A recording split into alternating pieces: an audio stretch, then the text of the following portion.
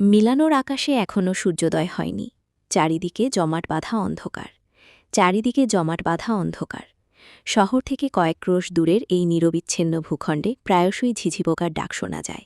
তবে এই মুহূর্তে শ্মশানের মতোই নিস্তব্ধ চারিপাশ। রাত্রিরের শেষ প্রহরের ভেজা হিমেল হাওয়া গায়ে মেখে গভীর ভূমে তলিয়ে আছে প্রকৃতি। ক্লান্ত রজনীকে বিদায় জানিয়ে গোটা শহর যখন প্রত্যুষের তরল আলোর অপেক্ষায়, ঠিক তখনই লতাগুল্ম আর ঝোপঝাড়ে আচ্ছাদিত শিশির ভেজা লনের মাঝখান দিয়ে নিঃশব্দ কদম ফেলে স্নোফ্লেক্স ম্যানারের সামনে এসে দাঁড়ালো এক কালো পোশাকধারী অবয়ব। হোয়াইট স্নেকার্স, ওভারসাইজড ডেনিম আর হুডি পরিহিত আগন্তুকের উচ্চতা চোখে পড়ার মতোই অত্যাধিক। 6 ফুট কিংবা তার চেয়েও খানিকটা বেশি। পাতলা হুডির উপর দিয়ে স্পষ্ট দৃশ্যমান তার চওড়া সৌষ্ঠব পুরুষালী কাঁধ। নিয়ম করে যে শরীরচর্চা করা হয় তার বলার অপেক্ষা রাখে না। অশরীরী পদচারণায় ধীরে ধীরে দরজার কাছে এগিয়ে গিয়ে সেন্সারে আঙুল চেপে নিশাচরের মতো ক্লান্ত চোখে দরজা খুলল সে। মানব। আধুনিক আগলখানি সিস্টেমেটিক খুলে যেতেই বিপ বিপ একটা আওয়াজ হলো সমগ্র ঘর জুড়ে। প্রহেলিকায় মোড়ানো শুনশান নীরব হলরুমে দামামার মতোই ঝঙ্কার তুলল সেই ক্ষীণ আওয়াজ। বাড়ির লোকজন তখনও ঘুমে কাদা। যদিও বা এহেন শব্দে কোনরূপ ভাবান্তর দেখা গেল না আগন্তুকের মাঝে। উল্টো সপ্রতিভাব নজরে একবার চোখ বোলালো চারিদিকে। দামি কার্পেট বিছানো বিশাল বড় হলরুম। তার উপর সাজানো রয়েছে ৩-৪ সেট বিলাসবহুল বসার গদি। সমগ্র সিলিং জুড়ে ঝুলছে অত্যাধুনিক সব সারবাতির বহর। হলের এক পাশে লাগোয়া কিচেন আর বড়সড় একটা ডাইনিং। ঠিক তার অন্য পাশ দিয়ে উঠে গেছে দোতলায় ওঠার তক্তকে সিঁড়ি। খালি চোখে দেখলে মনে হয় কাঁচ দিয়ে মোড়ানো অত্যাশ্চর্য কোনো বস্তু ওটা, কিন্তু আদতে তা নয়। কাউচের মুখোমুখি সামনের দেওয়ালে রয়েছে সুবিশাল এক অগ্নিচুল্লি। যদিও বা অগ্নিচুল্লি জ্বালাতে কাঠের প্রয়োজন পড়ে না, ইলেকট্রনিক সুইচ চাপলেই অটোমেটিক জ্বলে ওঠে এটি। এছাড়াও গোটা হলরুমের চারপাশে ছড়িয়ে ছিটিয়ে রয়েছে শখানেক ইন্টেরিয়ার মানি প্ল্যান্ট। সাজানো গোছানো পরিপাটি ঘরটা দেখলেই বোঝা যায় বাড়ির মালকিন নিঃসন্দেহে উন্নত রুচির দাবিদার। তবে এই হলরুমে সবচেয়ে নজরকাড়া যে বস্তুটি তা হলো দেওয়ালে টাঙানো মোনালিসার চমৎকার রহস্যময়ী হাসি। ছবিটা আসল নাকি নকল অন্ধকারের মাঝে ঠিক বোঝা যাচ্ছে না। বোঝার জন্য কেউ বসেও নেই অবশ্য। মোনালিসার রহস্যময়ী হাসিতে চমৎকৃত হল না মানব। বাড়ির বাতাসে ভেসে বেড়ানো একটা স্নিগ্ধ হোয়াইট জ্যাসমিনের ভুরভুরে সুবাস নাকে এসে লাগতেই মস্তিষ্ক সজাগ হয়ে গেল তার। সহসা এদিক ওদিক না তাকিয়ে তড়িৎ পা ফেলে কটকটিয়ে চলে গেল দোতলায়। ভোরের আলো ফোটার আগ মুহূর্তেও আকাশের বুকে সদর্পে দাপিয়ে বেড়াচ্ছে শুক্লপক্ষের একাদশী চাঁদ। দোতলার কর্নারের রুমটা সবচেয়ে বড়। অন টাইম পাসওয়ার্ড চেপে সেটাতেই প্রবেশ করল হুডিধারী যুবক। ভেতরে ঢুকতেই কোনো এক সুরেলা কণ্ঠের যান্ত্রিক রমণী চমৎকার গলায় সম্ভাষণ জানালো তাকে। হোলা ইয়াং মাস্টার, ইটস ইয়াশ। গমগমে আওয়াজে যান্ত্রিক রমণীর ভুল শুধরে দিল মানব। সঙ্গে সঙ্গে প্রত্যুত্তর এলো, gracias young master. Stupid device. বিপরীতে দাঁত কটমট করে রমণীকে ভর্ৎসনা জানালো ইয়াশ। অতপর ড্যাবড্যাবিয়ে তাকিয়ে থাকা সেই রূপলি চাঁদের দিকে 13 চোখে চাইল এক পল। পরক্ষণেই ঠাস করে লাগিয়ে দিল জানালাটা। ঘরের সঙ্গে লাগোয়া ট্রান্সপারেন্ট কাছের দেওয়ালের বিশাল পর্দা টেনে বিছানার দিকে দৃষ্টিপাত করতেই চোখ গেল পাশের কফি টেবিলের দিকে। মাঝারি সাইজের টেবিলটা ভর্তি হয়ে আছে ঢেকে রাখা সব সুস্বাদু খাবারে। আগন্তুক ছুঁয়েও দেখল না সেসব। উল্টো রুমের সমস্ত আলো নিভিয়ে শরীর থেকে হুডিটা খুলে মেঝেতে ছুঁড়ে মারল সে। তারপর সোজা গিয়ে উপর হয়ে ক্লান্ত শরীরটা এলিয়ে দিল নরম গাদাবনো শ্বেতশুভ্র বিছানায়। ঘুমটা গাঢ় হওয়ার ঠিক আগ মুহূর্তেই চার্লি পুথের গানের চরণগুলো শ্রবণেন্দ্রিয় ছাপিয়ে মস্তিষ্কে গিয়ে হাতুড়ি পেটা শুরু করল ইয়াসের। কানে বালিশ কুঁজে বিছানার এপাশ করেও ধরে রাখা গেল না তন্দ্রা ভাবটুকু।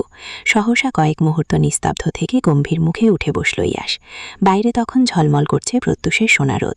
বাড়ির পেছনের গভীর অভয়ারণ্যের মাঝে জানা অজানা সহস্র পাখির কলতান। চলছে আলো ছায়ার নিদারুণ খেলা, যা দেখে চোখ মুখ অস্বাভাবিকভাবে কুঁচকে ফেলল ইয়াস। দুহাতে চুল টেনে ভারী বিরক্ত ভঙ্গিমায় মাথা ঠেকালো হেডবোর্ডের উপর। সারা রাত জেগে ইন্টারনেট ক্যাফেতে বসে গেমিং করে ভোর রাতে এসে দুনিয়ার সকল ক্লান্তি নিয়ে একটু শুয়েছিল সে। আর এখন বেজেছে সকাল 8টা সবে। এটুকু সময়ের মাঝেই বড় আকাঙ্ক্ষিত ঘুম নস্যাৎ হওয়ায় তেতো একটা ভাব ছড়িয়ে পড়ল সমগ্র মুখ জুড়ে। মস্তিষ্কটা ঝাঝা করছে তার।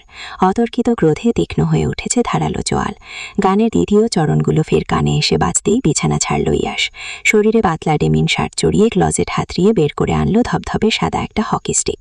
তারপর আর কোনো কথা নয়। হকি স্টিকটাকে মুঠোবন্দি করে হনহনিয়ে বেরিয়ে গেল ঘর থেকে। যাওয়ার সময় আরেক দফা অভিবাদন জানালো সেই রোবোটিক রমণী। Good morning young master, have a nice day. করিডরের অন্য প্রান্তে ইয়াসের ঠিক বিপরীত পাশের ঘর থেকেই ভেসে আসছে উপরাস্ত সেই বিদেশি গানের সুর। ভেতরে গিয়ে হকি স্টিক সমেত চওড়া ডিভানের উপর গা ছড়িয়ে বসে পড়ল ইয়াস। তখনও দেওয়াল জোড়া মনিটর স্ক্রিনের সামনে দাঁড়িয়ে জুম্বা ডান্সের তালে তালে ঘাসফড়িংয়ের মতো তিরিং বিরিং করে লাফাচ্ছে 19-এর ঘরে পদার্পণিত এক সদ্য যুবতী রমণী। জানালার কার্নিশে ঝিকিতে থাকা সকালের কমলা রোদের ক্ষীণ আলো ঠিকরে পড়ছে তার নরম কুয়াশার মতো গায়ে। স্বচ্ছ মসৃণ রবিকিরণে ঝলমল করছে জুড়ো করে বাঁধা সোনালি চুল।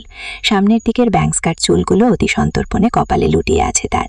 মোমের পুতুলের মতো ফর্সা নিখুঁত চেহারার মাঝে এঁটে বসানো একজোড়া পেন্সিলে আঁকা পুরন্ত ঠোঁট।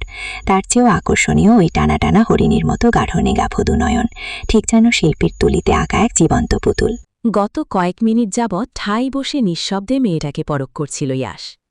তারপরেও রমণীর এই অকৃত্রিম রূপের ঝলকে চোখের তারায় সামান্যতম উৎকণ্ঠা প্রকাশ পেল না যুবকের। উল্টো একটা অকারণ বিরক্তি পদ্মাসন হয়ে গেড়ে বসল তার ভ্রুদ্বয়ের মাঝখানে। সেই ঝলসে ওঠা বিরক্তি নিয়েই ইয়াস উঠে গিয়ে শটান হয়ে দাঁড়িয়ে পড়ল ওর সম্মুখে। হলুদ ল্যাম্পশেডের কোমল আলোয় ঘরের ভেতরটা অপার্থিব লাগছে। কোনো রূপনগরের রাজকুমারীর ঘর বললে ভুল হবে না বইকি। চারপাশে অফ হোয়াইট আর বেবি পিঙ্ক কম্বিনেশনের নেটের পর্দা টাঙানো। এই ঘরের মাঝখানটা বার্বি হাউসের মতোই সুসজ্জিত। একপাশে গেমিং জোন আর ডান্স ফ্লোর, ঠিক তার অন্য পাশে স্টাডি টেবিলের সঙ্গে লাগোয়া পাখির পালকের মতো আরামদায়ক বিছানা। পায়ের নিচে নরম তুলতুলে হ্যালোকিটির পাপোশ। বিছানার একপাশে অফ হোয়াইট থিমের রাজকীয় ডিভান। ডিভানের উপর ছড়িয়ে ছিটিয়ে আছে রংবেরঙের হরেক স্টাইলের কুশান আর নামি দামি সব টেডিবিয়ার। এই ঘরের প্রতিটি জিনিসই ভীষণ চোখ ধাঁধানো আর চমৎকার। অথচ এই নিত্যরত মেয়েটার অবর্ণনীয় রূপের কাছে ঘরের সকল সৌন্দর্যই যেন ফিকে আর ধুলোমলিন। এয়ার সামনে এসে দাঁড়াতেই থমকে গেল রমণী। অকস্মাৎ গতিজড়তায় নিয়ন্ত্রণহীন কপাল গিয়ে ঠেকল মানবের সুঠাম পুরুষালী প্রশস্ত বুকে। বিব্রতকর একটা পরিস্থিতিতে তটস্থ হয়ে দ্রুত সরে দাঁড়াল মেয়েটা। ইয়াস কোনো উচ্চবাচ্য করল না, চুপচাপ হাত বাড়িয়ে সুইচবোর্ড চেপে নেটওয়ার্ক কানেকশন বন্ধ করে দিল। গানের আওয়াজ, মিউজিক, টিভি স্ক্রিন একযুগে থেমে গেল সব। নিমেষেই নিশ্ছিদ্র নীরবতায় ছেয়ে গেল ঘর। ওদিকে ব্যাকগ্রাউন্ড মিউজিক অফ হতেই বিভ্রম কেটে গেল রমণীর। চোখের তারায় দুনিয়াজোড়া বিস্ময় নিয়ে তৎক্ষণাৎ ঝাঁজিয়ে উঠল সে। তুমি এখানে কি করছ? তোর নাচার শখ খোঁজাতে এসেছি। ইয়াসের প্রত্যুত্তর সংক্ষিপ্ত অথচ তীক্ষ্ণ ফলার মতোই রুক্ষ আর দাম্ভিক। নিষ্প্রাণ শীতল চোখ দুটো যেন গিলে খেতে চাইছে ওকে। বিপরীতে পেছনে ঘুরে কিছু বলার আগেই আচানক হাতের কজিতে দৃঢ় এক চাপ অনুভব করল রমণী। অতর্কিত সংঘর্ষে চমকে উঠে পেছনে ফিরতে বেঁধে রাখা চুলগুলো কোমর ছাপিয়ে ঝর্ণার মতো গড়িয়ে পড়ল হাঁটুতে। এমতাবস্থায় দৃষ্টি গিয়ে আটকাল ইয়াসের দাবানলের মতো জ্বলন্ত চোখে। ক্ষণিকের বিহব্বলতা কেটে যেতেই মোম নরম হাতটাকে শক্ত করে চেপে ধরে ছটিকা প্রবাহের মতো মেয়েটাকে ধাক্কা মেরে সামনে থেকে সরিয়ে দিল ইয়াস। একটুও মায়া দেখাল না। পরে গিয়ে ব্যথা পেয়েছে কিনা সেসবও তার মনোযোগের বাইরে। হাউ ডেয়ার ইউ ইয়াস? রমণীর কণ্ঠে উপচে পড়া তেজ। ইয়াস সে কথার জবাব তো দিলই না, উল্টো কোনো প্রকার পূর্বাভাস ছাড়াই বাড়ি হাঁকালো সুন্দর সাজানো পিসি সেটটার ওপর। একের পর এক হকি স্টিকের জোরালো আঘাতে ভেঙে চূর্ণ বিচূর্ণ করতে লাগল সাউন্ড বক্স, পিসি সহ ঘরে থাকা সবকটা ইলেকট্রনিক ডিভাইস। সব শেষে যখন ডান্সিং ফ্লোরটা ভাঙতে যাবে তখনই ওপাশ থেকে দৌড়ে ছুটে এলো রমণী। ইয়াসকে রুখতে তেজস্বী কণ্ঠ খাদে নামিয়ে বড্ড অনুনয় করে বলল, প্লিজ ইয়াস, এটা ভেঙো না, এটা আমার খুব শখের। পাপা আমার লাস্ট বার্থডেতে এটা গিফট করেছে, এটা ভেঙো না প্লিজ। মেয়েটার আকুতি ভরা চোখে তাকিয়ে এক মুহূর্ত থমকাল ইয়াস, পরক্ষণেই রুক্ষ অনুভূতিহীন গলায় জবাব দিল, তোর শখের তাতে আমার কে যায় আসে? ব্যাস, আর কোনো কথা নয়। চোখের পলকে ঠাস ঠাস করে ভেঙে কয়েক খণ্ড করে ফেলল জায়গাটা। এক ঝাড় দীঘল সোনালি চুলের অধিকারিণী নিষ্ফল নয়নে কেবল তাকিয়ে দেখল তার শখের জিনিসের ধ্বংসযোগ্য। প্রত্যেকটা পার্স, ডকুমেন্টস, পেন ড্রাইভ সব ছিন্ন ভিন্ন হয়ে পড়ে আছে পায়ের কাছে। এত কিছুর পরেও মুখ ফুটে টু শব্দটিও করল না সে রমণী। যেন এহেন পরিস্থিতির সঙ্গে সচরাচর অভ্যস্ত সে, তেমন করেই দাঁড়িয়ে দেখল সব। বিরস চোখে ইয়াসের কর্মকাণ্ড দেখতে দেখতেই হঠাৎ দৃষ্টি মিলিত হল দুজনার। মেয়েটার দায়সারা দৃষ্টিতে ক্রোধান্বিত হয়ে ইয়াস দাঁত খিচে আরও কিছু বলতে নিলেই চোখের পাতায় কাঁপন উঠল রমণী। সেই কম্পিত দৃষ্টি ভেদ করে বুকের ভেতর অনুভূত হল অহেতুক এক রক্তচ্ছ্বাস। সহসা জবান সংবরণ করল সে। কোনরূপ বাক্য বিনিময় না করেই হকি স্টিকটাকে এক ঝটকায় মেঝেতে ছুঁড়ে ফেলে ঝড়ের মতো বেরিয়ে গেল ঘর থেকে। ইয়াস বেরিয়ে যেতেই করিডরের অন্য পাশ থেকে ট্রে আর ভ্যাকিউম সমেত ছুটে এলো দুজন মধ্যবয়সী মাদান। দুজনেই সুরসুর করে ভেতরে ঢুকে চুপচাপ লেগে পড়ল ঘর পরিষ্কারের কাজে। তাদের কাণ্ডনে বিস্ময়াভিভূত প্রিসিলা। সবকিছু দেখেও কেমন না দেখার ভান করে বসে আছে তারা। নিশ্চয়ই এটা ওই বজ্জাত ইয়াসের ষড়যন্ত্র। ঘরবাড়ি ভেঙে চুরমার করে ফেলেছে, আবার সঙ্গে করে পরিষ্কারের লোকও নিয়ে এসেছে। আধিক্যেতা। মনে মনে তাচ্ছিল্যের স্বরে কথাটা আওড়ালো প্রিসিলা। তারপর দৃষ্টি তুলে মাদাম দুটোকে ঝাঁঝিয়ে কিছু বলার প্রস্তুতি নিতে বাইরে থেকে অন্য একজন এসে সবিনয় কুর্নিশ জানাল তাকে। Good morning Priscilla ma'am, sir আপনাকে ব্রেকফাস্টের জন্য ডেকে পাঠিয়েছেন। মহিলা বৃত্তিটির বিনীত বাক্যে মস্তিষ্ক তেতে উঠল প্রিসিলার। মুহূর্তেই রাগে অগ্নিশর্মা হয়ে বলল, জুতা মেরে গরুদান করা হচ্ছে? ঠিক বুঝতে পারিনি ম্যাম, যদি একটু ভেঙে বলতেন। তোমার স্যারের অতি আদরের সুপুত্র আজকেও আমার ঘরে এসে ভাঙচুর করেছে। আগে এর ক্ষতিপূরণ দিতে বলো, তারপর ব্রেকফাস্ট। ভদ্রমহিলা মুখ কাঁচুমাচু করে প্রশ্নটা করতেই রাগত গলায় জবাব দিল প্রিসিলা। বিপরীতে আবারও ভেসে এলো অতি সংবেদনশীল অনুনয়। স্যার বলেছেন ব্রেকফাস্টে টেবিলে বিষয়টা দেখবেন। আমি কোনো দেখা দেখিতে নেই। মুখ ঘুরিয়ে অন্যদিকে তাকালো প্রিসিলা। অবশ্য তার এহেন অভব্য একগুয়ে জবাবে ভড়কাল না রমণী। এবারের সকল ভৃত্যরাই অভ্যস্ত এসব নিত্যনৈমিত্তিক নাটকে, যার দরুন সহাস্যী কৌশলী এক বাক্য ছুড়ল সে। আপনি না গেলে হয়তো ইয়াং মাস্টার সবার চোখে ধুলো দিয়ে নিজেকে নির্দোষ প্রমাণ করে বেরিয়ে যাবে। তাহলে তো আজকেও আপনার ক্ষতিপূরণ নেওয়া হবে না ম্যাম। অসম্ভব, আমি এক্ষুনি আসছি। নিচে ব্রেকফাস্টের টেবিল থেকে ভেসে আসছে নাইফ আর কাটা চামচের টুংটাং আওয়াজ। তুষার খুব মন দিয়ে প্রাতরাশ সারছে। পাশেই দাঁড়িয়ে ফ্লোরা এটা ওটা এগিয়ে দিচ্ছে স্বামীকে। খেতে খেতেই একবার হাত ঘড়িতে চোখ বোলাল তুষার। তারপর দৃষ্টি তুলে চাইল সিঁড়ির দিকে। গোটা করিডোরের এ মাথা থেকে ও মাথা চোখ বুলিয়ে প্রলম্বিত শ্বাস ফেলে বলে উঠল, ইটস অলরেডি 10:30। তোমার ছেলেমেয়েরা এখনও ঘুম থেকে উঠতে পারেনি। এতটা কেয়ারলেস হলে চলে? ফ্লোরা তখনও স্বামীর পাতে অ্যাভোকাডো সার্ভ করছিল। তুষারের কথায় হঠাৎই দোতলার করিডোরে চোখ গেল তার। দৃষ্টিসীমানায় কারোর আগমনী পদচ্ছাপ ভেসে উঠতেই মৃদু হেসে জবাব দিল, ওই তো ইয়াস আসছে। তারপর আবারও প্লেটে মনোযোগ দিয়ে বলল, মাশরুমের স্যুপ করেছি, ব্রেড টোস্টের সঙ্গে ভালো যায়, নেবে একটু? বিপরীতে তুষার চামচ আর ছুরি দিয়ে অমলেট কাটতে কাটতে বলল, শুধু 1 কাপ কফি, আর কিচ্ছু না। তাহলে লাঞ্চ বক্সে তুলে দিই? রোহানকে দিয়ে পাঠিয়ে দিব। ঠিক আছে, দাও। স্বামীর স্বীকৃতিতে খুশির ঢেউ খেলে গেল ফ্লোরার চোখের তারায়। সে ঝটপট কিচেনে গিয়ে লাঞ্চ বক্স রেডি করতে লাগল। যা দেখে খাবার মুখে তুলে ঠোঁট চেপে আনমনে হাসল তুষার। বিয়ের কতগুলো বছর পেরিয়ে গেল, অথচ আজও এই মিষ্টি মেয়ের মিষ্টি আবদারগুলো কিছুতেই ফেলতে পারে না সে। কথায় কথায় ডাইনিংয়ে চলে এলো ইয়াস। তার পরনে অফ হোয়াইট হুডি আর ওভারসাইজড জিন্স, কাঁধে ল্যাপটপ ব্যাগ। দেখেই বোঝা যাচ্ছে কোথাও একটা বের হওয়ার প্রস্তুতি নিয়েছে সে। টেবিল থেকে একটা আপেল তুলে হয়তো বেরিয়েই যেত, কিন্তু যাওয়ার আগে বাঁধ সাধল তুষার। আদেশের স্বরে বলল, ব্রেকফাস্ট করে যেখানে খুশি যাও। ইয়াস যতই উগ্র বেপরোয়া মস্তিষ্কের হোক না কেন, পাপাকে সে কখনোই উপেক্ষা করে না। বলতে গেলে সেই সাহসটাই এখনও হয়ে ওঠেনি তার। গোটা দুনিয়ার চোখে ডেয়ারডেভিল হলেও তুষারের চোখে ইয়াস এখনও নিশক ছেলে মানুষ। বাবা হিসেবে যার প্রতিটি পদক্ষেপে তুষারের থাকে তীক্ষ্ণ নজরদারি। যদিও এসব খবরদারি মোটেও পছন্দ নয় ইয়াসের। রোহানকে তো আরও সহ্য করতে পারে না সে। গদাই লস্করের মতোই সর্বক্ষণ পেছনে পেছনে থাকে। অসহ্যকর। দেখলেই মস্তিষ্ক গরম হয়ে যায়। তাতেও কি তুষারের কিছু যায় আসে? বোধ হয় না। উল্টো ছেলের প্রতিটি কর্মকাণ্ডে থাকে তার সূক্ষ্ম নখদর্পণে। একটা অদৃশ্য বলয়ের মতোই ইয়াসের চারিপাশে সর্বদা বিচরণ তার। পাপার আদেশ পাওয়া মাত্রই চুপচাপ খেতে বসল ইয়াস। খাবারের প্লেট টেনে একটা পাউরুটি মুখে তুলতে যাবে, তখনই বিপরীত প্রান্ত থেকে ভেসে এলো তুষারের তীর্যক কণ্ঠস্বর। ফাইনাল সেমেস্টার শেষ করেছ, 6 মাস হতে চলল, এখনও ট্রেনিংয়ের জন্য অ্যাপ্লাই করনি কেন? কারণ আমি ট্রেনিংয়ে যাব না।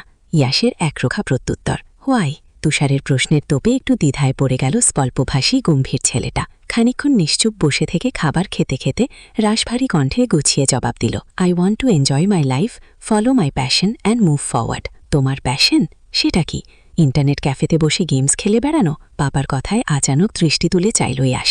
ভেনিসে মেজর বিজনেস, প্রপার্টি সবকিছু ছেড়ে মিলানোতে এসে আমি নিশ্চয়ই গেমস খেলার জন্য তোমাকে অ্যারোনটিক্স পড়াইনি? তুষারের কণ্ঠে বিদ্রুপ, যা শোনা মাত্রই সূক্ষ্ম এক অপমানের আভাসে খমথামে হয়ে উঠল ইয়াসের ফর্সা সুদর্শন মুখ। বেজায় বিরক্ত হল সে। যথাসম্ভব নিজেকে শান্ত রেখে বলল, এটা জাস্ট সিম্পল গেমিং নয় বাবা, ইটস স্পোর্টস। আজকে ভার্সিটিতে ফাইনাল টুর্নামেন্ট অনুষ্ঠিত হবে। যদি আজকের ম্যাচে আমাদের টিম জিতে যায়, তাহলে আর পিছনে ফিরে তাকাতে হবে না। All become a international programmer, but it you have to follow your daddy's path. He was a mafia boss, not a pilot. ইয়াসের কণ্ঠস্বর চড়াও হয়ে উঠল। বিপরীতে প্রলম্বিত শ্বাস ফেলল তুষার।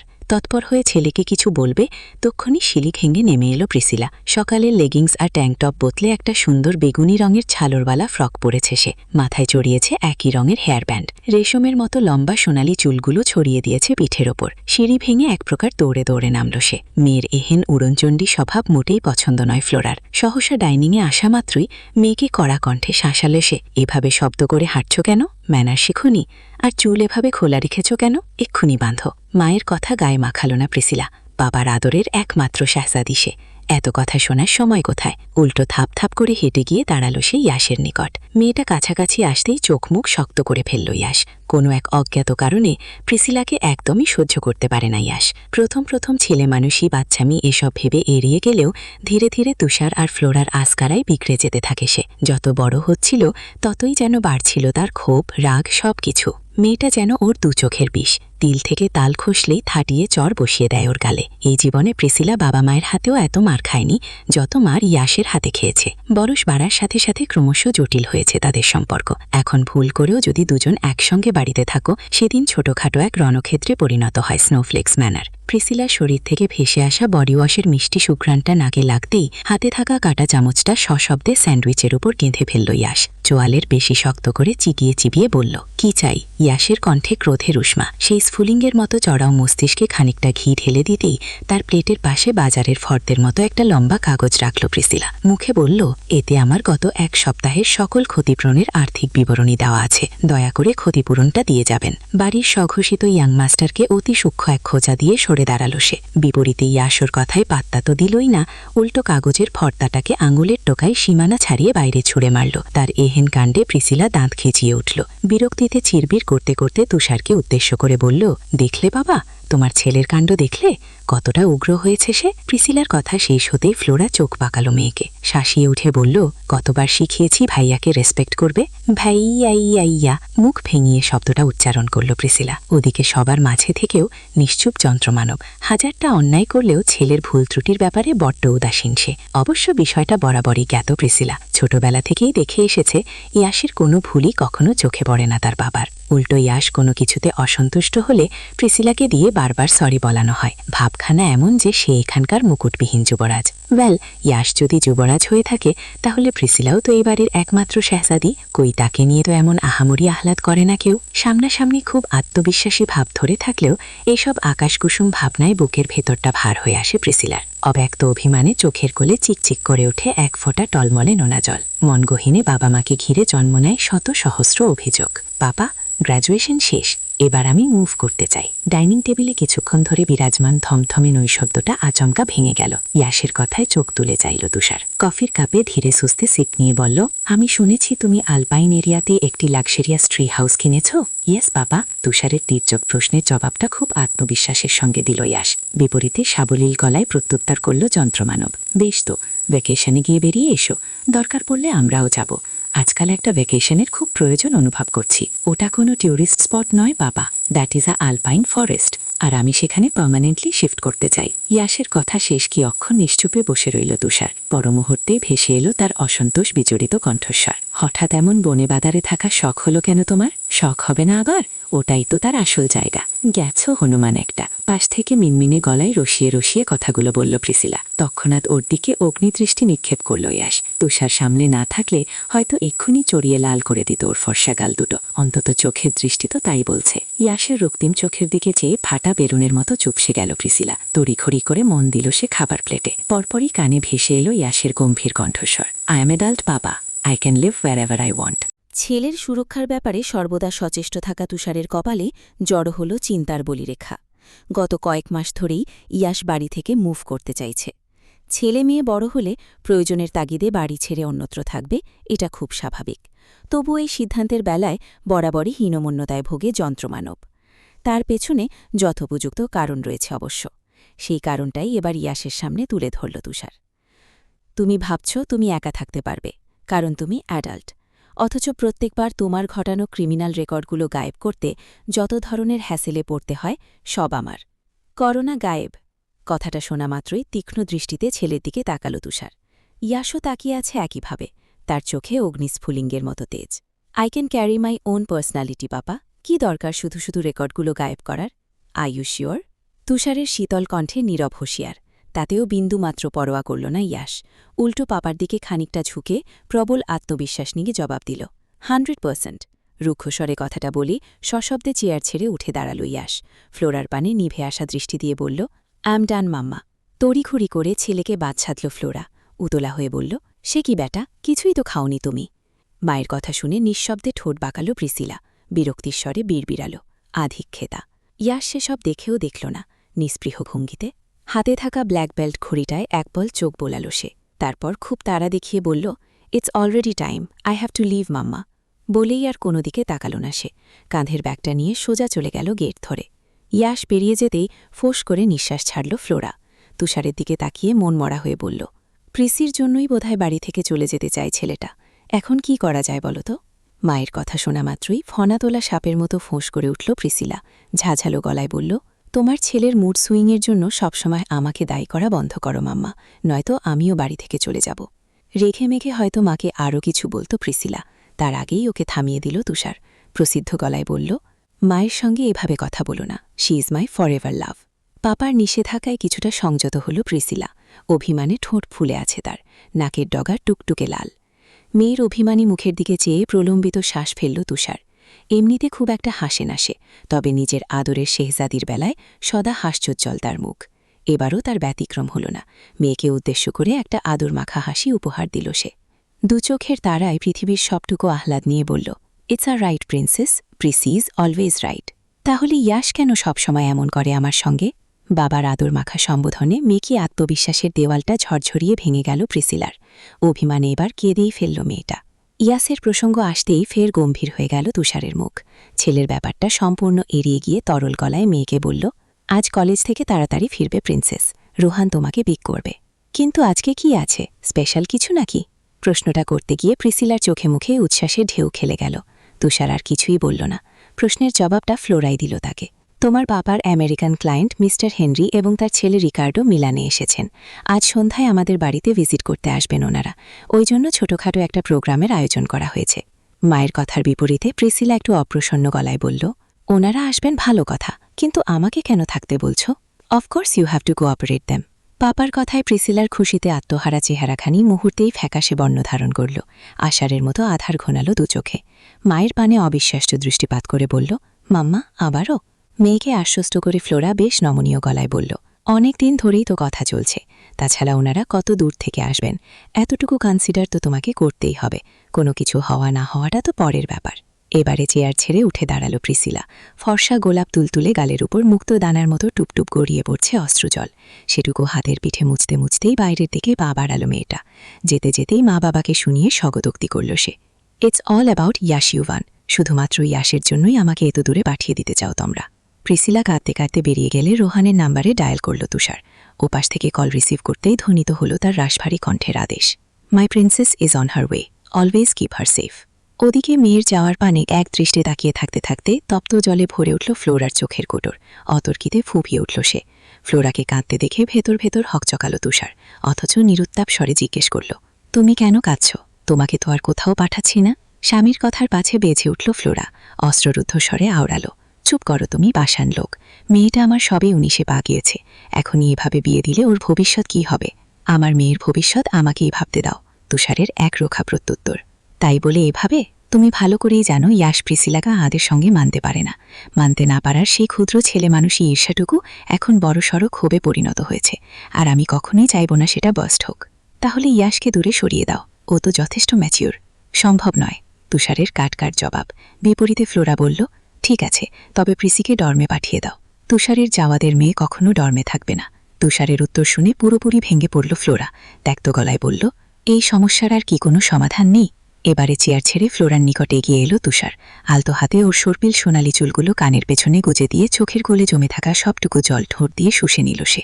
মুহূর্তেই শিউরে উঠল রুষরমণী। কান্নাকাটি থেমে গেল তার। এদিক ওদিক চোখ বুলিয়ে লাজুক হাতার ন্যায় মিয়ে যাওয়া গলায় বলল, কি করছো? আশেপাশে মাদামরা আছেন, থাকুক। কয়েক মুহূর্ত অতিবাহিত গাঢ় নৈশব্দে। তারপর ফ্লোরা একটু ঠিকঠাক হলে তুষার নিজে থেকেই বলল, he is a popular artist from America. ভ্যানিসে আমার কিছু আর্কিটেক্টের কাজের জন্য হায়ার করেছিলাম ছেলেটাকে, and you know what, he is best. আর তুমি তো জানোই তোমার মেয়ের ড্রিম জব হলো আর্টওয়ার্ক।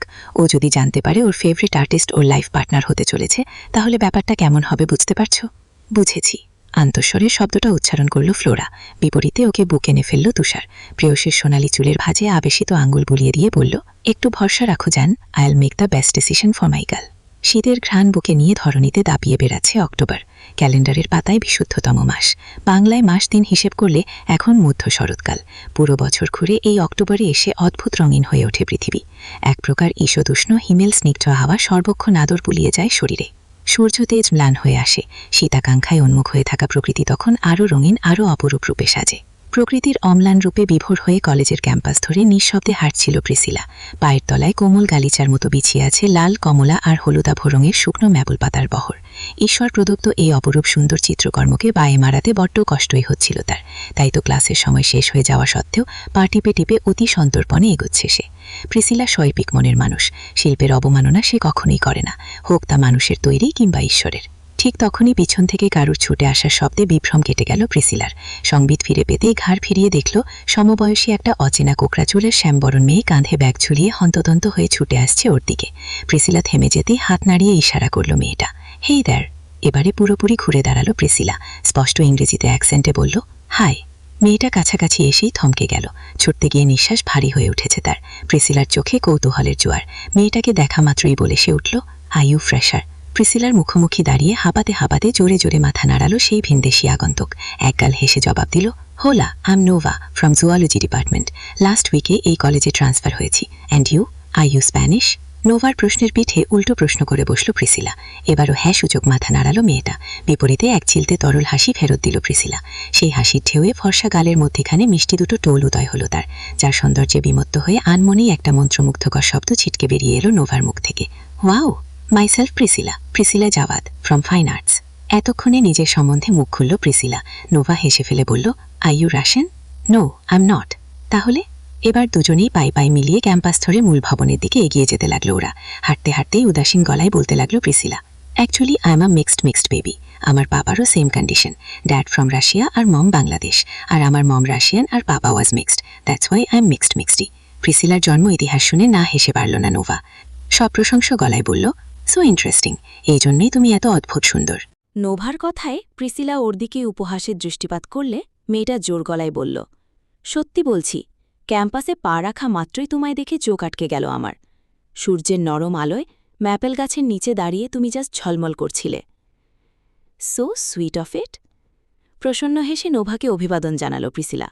ওর অভিবাদনে স্বাগত জানিয়ে আবারও প্রশ্ন করল মেয়েটা, আই থিঙ্ক তোমার প্যারেন্টসের লাভ স্টোরি অনেক বেশি ইন্টারেস্টিং।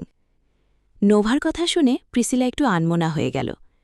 ব্যাগের সঙ্গে লাগোয়া হ্যালো কিটির সুন্দর পুতুলটাকে হাত দিয়ে নাড়াচাড়া করতে করতে উদাসীন গলায় জবাব দিল, তা ঠিকই বলছ, তবে আমি শুনেছি ইয়াশের ড্যাড মমের love story is very tragic. Mom এখনও কাঁদে ওদের জন্য। ইয়াশ নামটা শোনা মাত্রই নয়ন বিস্ফোরিত হল নোভার। প্রসঙ্গ পাল্টে তৎক্ষণাৎ উচ্ছ্বাসিত হয়ে উঠল মেয়েটা। চোখে মুখে অত্যাশ্চর্যে ঝিলিক নিয়ে বলল, ইয়াশ? তুমি ইয়াশকে চেনো? ওকে না চেনার কি আছে? একটু তাচ্ছিল্য করে ঠোঁট উল্টাল প্রিসিলা। নোভা সেসবে এক বিন্দু পাত্তা না দিয়ে বলল, তুমি জানো এই ক্যাম্পাসের বাইরের মেয়েদের ইয়াশকে নিয়ে ঠিক কী পরিমাণ fantasy? They are literally crazy about him. ওর গেম দেখার জন্য সবার কত মাতামাতি। ওয়েল, ক্যাম্পাসের ভেতরেও মাতামাতি হয়, একটু বাদেই টের পাবে, বলেই মুখ মোচড়ল মেয়েটা।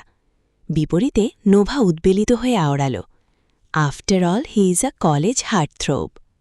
তুমিও কি ইয়াশোর প্রতি ইন্টারেস্টেড? তেরা চোখে চেয়ে প্রশ্নটা করল প্রিসিলা। ওর প্রশ্নে একটু লাল হয়ে উঠল নোভা। দৃষ্টি নামিয়ে কিছুক্ষণ থম মেরে থেকে ফের উৎফুল্ল গাড়াই বলল, ইয়েস অফকোর্স, ওকে কেউ ইগনোর করতে পারবে নাকি? He is my dream hero, my best ever fantasy. ওই দানবের মতো হাতের একটা থাপ্পড় খেলে সব ফ্যান্টাসি উড়ে যেত।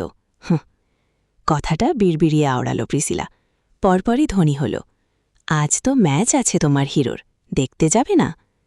নোভার চোখে উৎকণ্ঠার জোয়ার। চট করেই বলে উঠল, রিয়েলি? অ্যাডমিশন, অ্যাটেন্ডেন্স এসব নিয়ে ছোটাছুটি করতে করতে একদম খোঁজ নিতে ভুলে গিয়েছি। কোথায় হচ্ছে ম্যাচ? সম্ভবত অডিটোরিয়ামে। আমি আসলে জানি ঠিকভাবে। খুশিতে ঝুমঝুমিয়ে উঠল নোভা। তৎক্ষণাৎ প্রিসিলাম হাত আঁকড়ে ধরে পা চালিয়ে অডিটোরিয়ামের দিকে যেতে যেতে আওড়াল, তাহলে চলো জেনে আসি। আরে ক্লাসে যাবে না? We are already late dude, এখন আর যেয়ে লাভ নেই, চলো তো। বলেই প্রিসিলাকে এক প্রকার বগলদাবা করে টানতে টানতে অডিটোরিয়ামের দিকে নিয়ে গেল নোভা। ম্যাচ পূর্ববর্তী মুহূর্তে একটা উৎসব মুখর পরিবেশ বিরাজ করছে সমগ্র অডিটোরিয়াম জুড়ে। চারিদিকে পুরো দমে চলছে টুর্নামেন্টের প্রস্তুতি। সকলের মাঝে চাপা উত্তেজনা। গ্যালারি থেকে ভেসে আসছে অসংখ্য মেয়েদের ফেসফাস। ফ্রেশার, সিনিয়র, জুনিয়র, এমনকি আউটসাইডার স্টুডেন্টস সবাই আছে এখানে।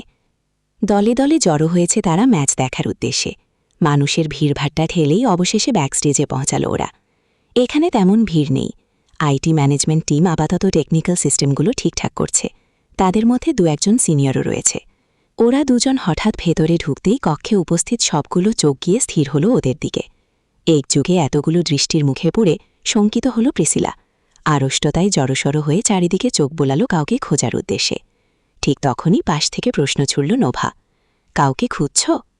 সাবধানে মাথা নাড়াল প্রিসিলা, ফিসফিস করে বলল, হ্যাঁ, আমার পরিচিত একজনকে। ও, কে সে? নিকো, ইয়াশের টিমের সবচেয়ে দুর্দান্ত প্লেয়ার। ইয়াশের থেকেও বেশি? নোভার প্রশ্নটা শুনে অচিরেই চোখমুখ কুঁচকে গেল প্রিসিলার। এরা ইয়াশ ছাড়া আর কিছু বোঝে না নাকি? সহসা বিরক্তির স্বরে জবাব দিল, হ্যাঁ, ইয়াশের থেকেও বেশি। নেহাত ওই হনুমানের তোমাদের মতো একটা উত্তেজিত ফ্যানবেজ রয়েছে, নয়তো নিকো কবেই ক্যাপ্টেন হয়ে যেত। গর্বের সঙ্গে কথাগুলো বলেই সামনে পা বাড়াল প্রিসিলা। তৎক্ষণাৎ ওর সামনে এসে দাঁড়ালো একটা অদ্ভুত লাল চুলের মেয়ে। চেহারায় ফুল কাভারেজ মেকআপ, চোখে বড় বড় আইল্যাশ আর রংচটা লিপস্টিকে ভারী বেমানান লাগছে তাকে। ফর্সা গায়ে মিনিস্কার্ট আর ট্যাঙ্ক টপ পরে আছে মেয়েটা। দেখতে মন্দ নয়, তবে তার অদ্ভুত সাজসজ্জা আর টমবয় সেজে থাকার বৃথা চেষ্টা সেই সৌন্দর্যের অনেকটাই ম্লান করে দিয়েছে। উপর দিক থেকে চূড়ো করে বাধাগুলোকে ক্রমাগত এদিক সেদিক নাড়াচ্ছে সে। চেহারার মাঝে একটা অহংকারী ভাব। মেয়েটাকে দেখেই প্রিসিলার কানের কাছে গিয়ে স্বভাবসিদ্ধ গলাল হিসহিসাল Nova. Did she just dye her hair red? I mean, লাল চুল, হাউ ক্রেন্স ডিউড। নোভার উদ্দেশ্যে নীরব সতর্কবাণী ছুড়ল প্রিসিলা। সঙ্গে সঙ্গে একটা কর্কশ কণ্ঠস্বর ভেসে এলো বিপরীত প্রান্ত থেকে, কি ফিসফিস করছো তোমরা দুজন? আমাকে গসিপ করছো না তো? কথাটা বলেই প্রিসিলার নোভার দিকে তীর্যক দৃষ্টিপাত করে এক নাগারে চুইংগাম চিবিয়ে যাচ্ছে মেয়েটা। তৎক্ষণাৎ নাসূচক মাথা নাড়াল ওরা দুজন। ঠোঁট টেনে হেসে প্রিসিলা বলল, মোটেই না, আমরা তো একটা ইনফরমেশন জানার জন্য এখানে এসেছি, দেখি পরিচিতি কাউকে খুঁজে পাওয়া যায় কিনা। বলেই নোভা সমেত পাশ কাটিয়ে যাচ্ছিল। তখনই ফের পেছন থেকে বেঁকে উঠল মেয়েটা। জলদি পায়ে এগিয়ে এসে আবারও ওদের পথরোধ করে বলল, আরে এত সংকোচ কিসের মেয়ে? তোমার সিস্টার ইন ল আছে তো এখানে, বলো কি ইনফরমেশন লাগবে।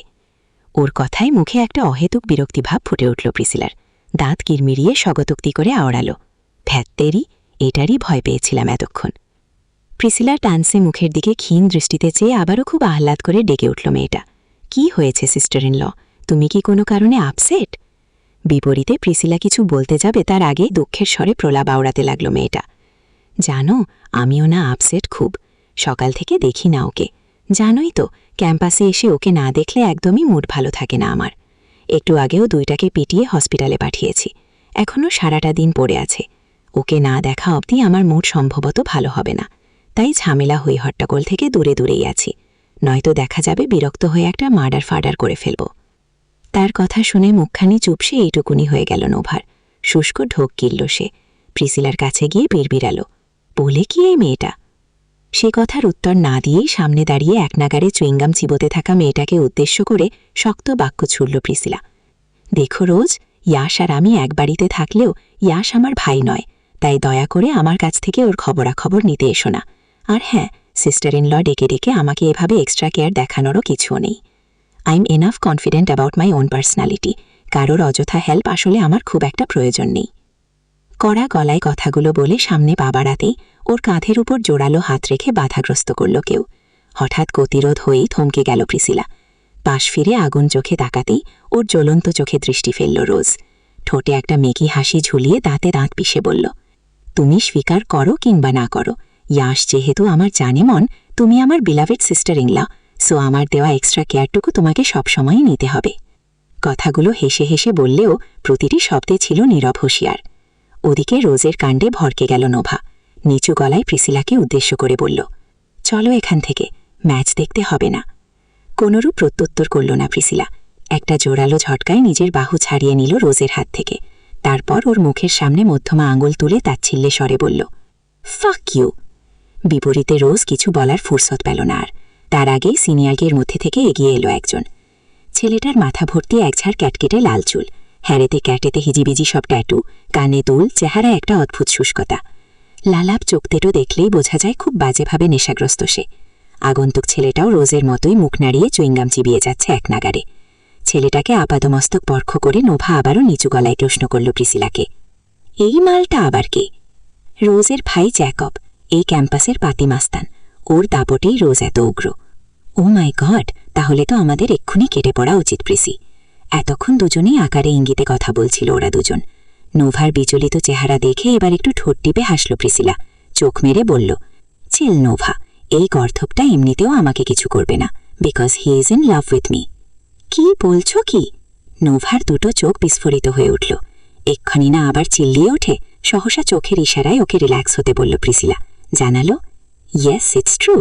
তক্ষণই চমৎকার সম্বোধনে পাশ থেকে ডেকে উঠল জ্যাকব, হে রূপাঞ্জেল, এনি প্রবলেম? দীঘল সোনালি চুলের অধিকারিণী প্রিসিলাকে অনেকেই এই নামে সম্বোধন করে থাকে, নতুন কিছু নয়। সহসা কানে লাগল না ওর।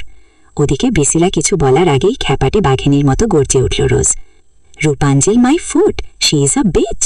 তৎক্ষণাৎ বোনের দিকে অগ্নিদৃষ্টি নিক্ষেপ করল জ্যাকব। ভাইয়ের সামান্য চাহিনিতে নিমেষেই নিভে গেল রোজ। ভীতিগ্রস্ত হয়ে জলদি প্রস্থান করল সেখান থেকে। রোজ চলে যেতেই প্রিসিলার দিকে চেয়ে বিগলিত হাসল জ্যাকব।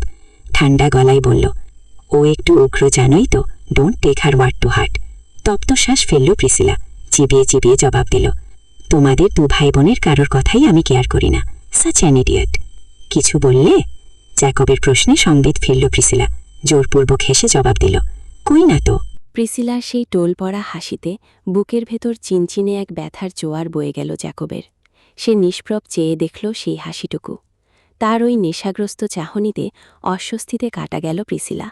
মুখের ভেতর উদয় হওয়া তেতু একটা ভাব ছড়িয়ে পড়ল সর্বত্র। ঠোঁট নাড়িয়ে বলল, আমরা তাহলে আসি। সে কি, এখানে কেন এসেছিলে সেটাই জানা হলো না?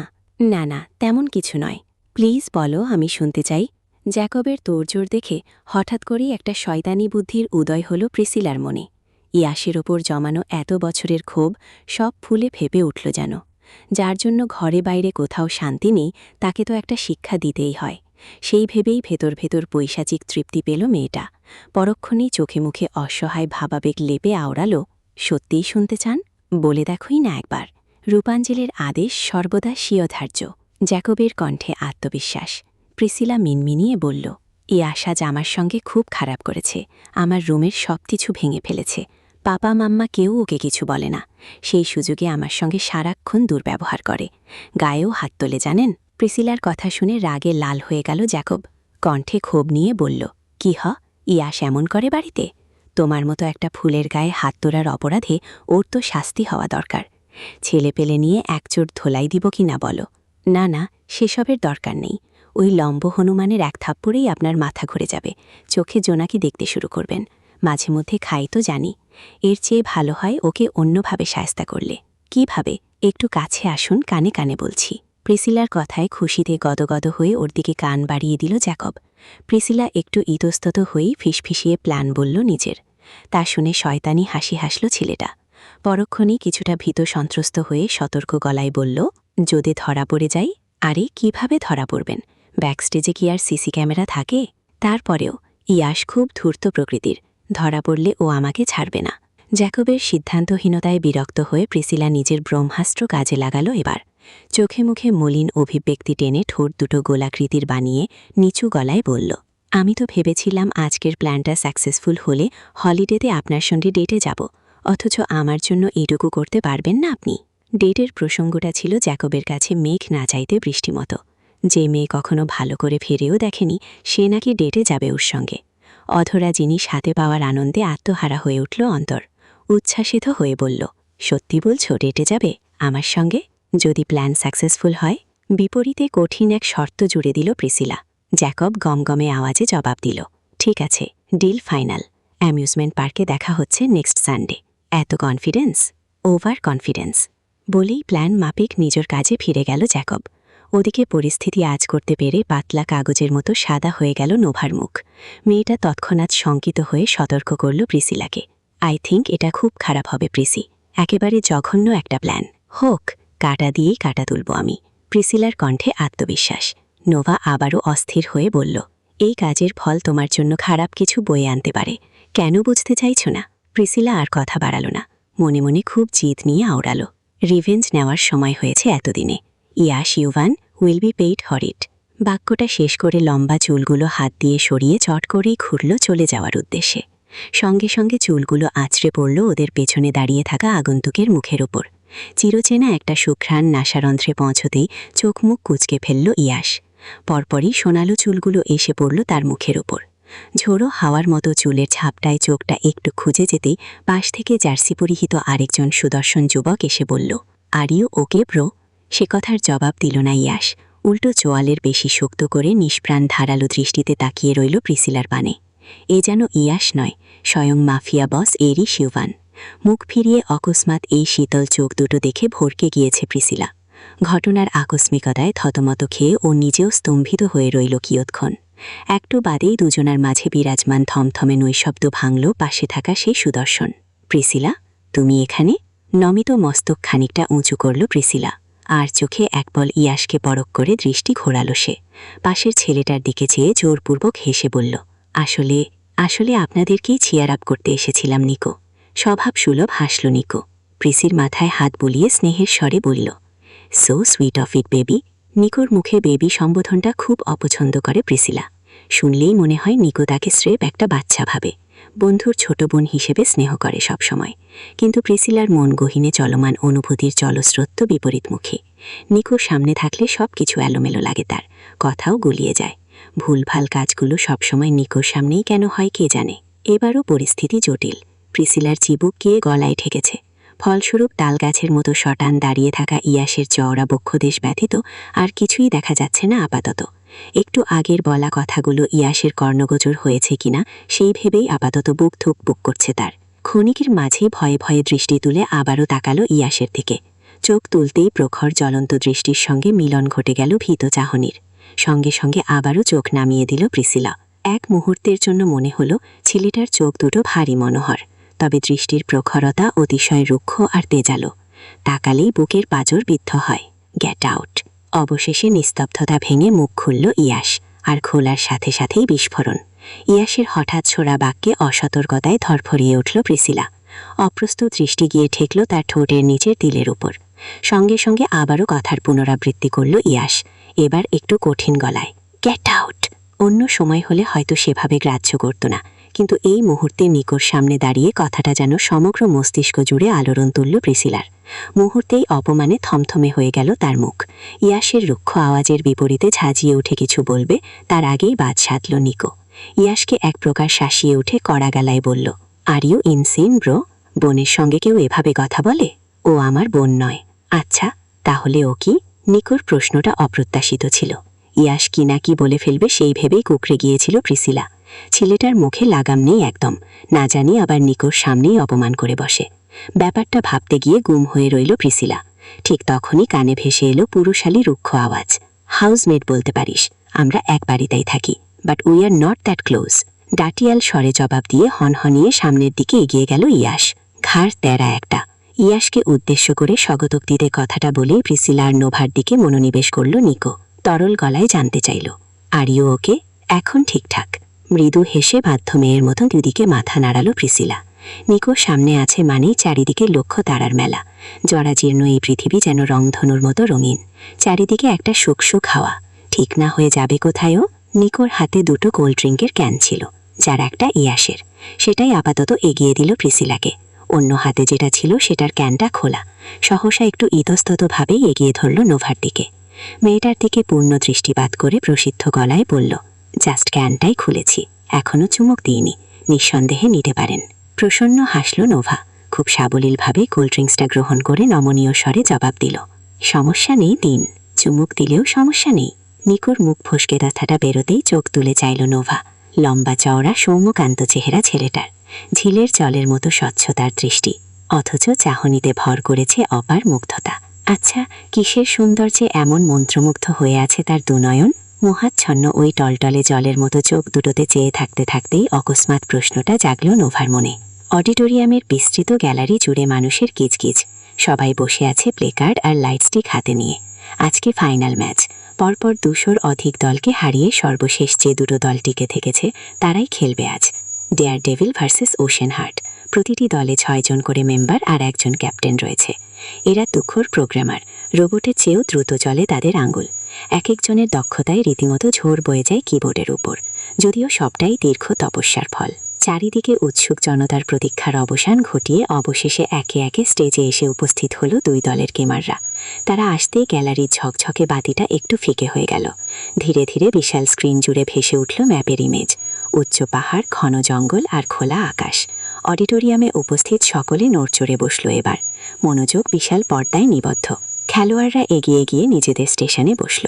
ডেয়ারডেভিল টিমের লম্বা সুদর্শন কলেজ হার্টথ্রব ক্যাপ্টেন এগিয়ে এসে নিজের আসন নিতেই সবার মাঝে একটা হৈ হৈ পড়ে গেল। আবারও শোনা গেল ফিসফাস। ইয়াস সেদিকে ঘুরেও তাকালো না। এই মুহূর্তে খুবই মানসিক চাপের মধ্যে দিয়ে যাচ্ছে সে। স্ট্রেস কমানোর জন্য মাত্রই ব্যাকস্টেজে দাঁড়িয়ে পরপর 3টে সিগারেট শেষ দিয়েছে, কিন্তু কাজ হয়নি। দেখতে দেখতেই কানে হেডসেট, চোখে রিমলেস রিডিং গ্লাস আর হাতে একটা টাইমার ঘড়ি চড়িয়ে প্রস্তুত হয়ে নিল ইয়াস। আপাতত হাতের কন্ট্রোলার বা কিবোর্ড মাউস চেক করছে সে।